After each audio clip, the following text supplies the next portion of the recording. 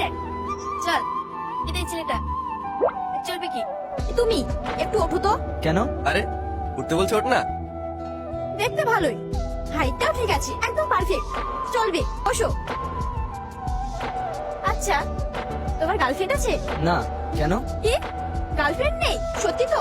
আরে এ কি বলে, কিছুই তো বুঝতে পারছি না। বেশি কথা না বলে যেটা জিজ্ঞাসা করছো সেটার উত্তর দাও। বললাম তো নেই, কোনো গার্লফ্রেন্ড নেই। ঠিক আছে, এবার থেকে তুমি আমার বয়ফ্রেন্ড আর আমি তোমার গার্লফ্রেন্ড। মানে? আরে চাপিও না, এই কাজের জন্য তোমাকে আমি প্রতিদিন টাকা দেবো। টাকা? কেন? টাকা দেবো না, এই কয়েকদিন তুমি আমার ভাড়াটিয়া বয়ফ্রেন্ড হয়ে থাকবে। কি? আরে কি বলছো আগে দেখ। বিশ্বাস করো, এছাড়া আমার কোনো উপায় নেই। অনেক কষ্ট করে নিজের পায়ে দাঁড়িয়েছি, আর বাড়ি গাড়ি সব করেছি। এখন বাড়ির লোক আমার বিয়ে দেওয়ার জন্য উঠে পড়ে লেগেছে, কিন্তু আমি এখন বিয়ে করতে চাই না। সে না হয় বুঝলাম, কিন্তু আমাকে বলি পাঠা বানাচ্ছেন কেন? তুমি পারফেক্ট তাই।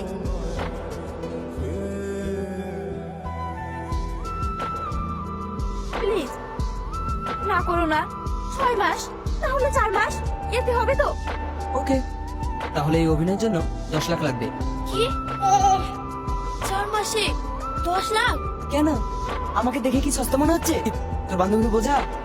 ওকে ডান, তাই দেবো, কিন্তু একটা শর্ত আছে। কি শর্ত? এই কয় মাস ফুল লয়াল আর সব রকম অ্যাক্টিভিটি করতে হবে, বয়ফ্রেন্ড আর গার্লফ্রেন্ডের মধ্যে হয়। বলে কি? আরে ভয় নেই, সবকিছু না। তাহলে ঠিক আছে, নইলে আপনার সঙ্গে বয়ফ্রেন্ডের অভিনয় করতে করতে শেষ পর্যন্ত হয়তো আমার বিয়েটাই হবে না। যাই বলিস বন্ধু, ডিলটা কিন্তু খারাপ হয়নি। 4 মাসে 10 লাখ। কেন? আমাকে দেখে কি সস্তা মনে হয়? শালা, আমাকে টেটে নিয়ে এসে একটা মেয়ের কাছে ভাড়া দিয়ে দিচ্ছিস। 10 লাখ বেশি হয়ে গেল। চলো, হয়ে যাবে।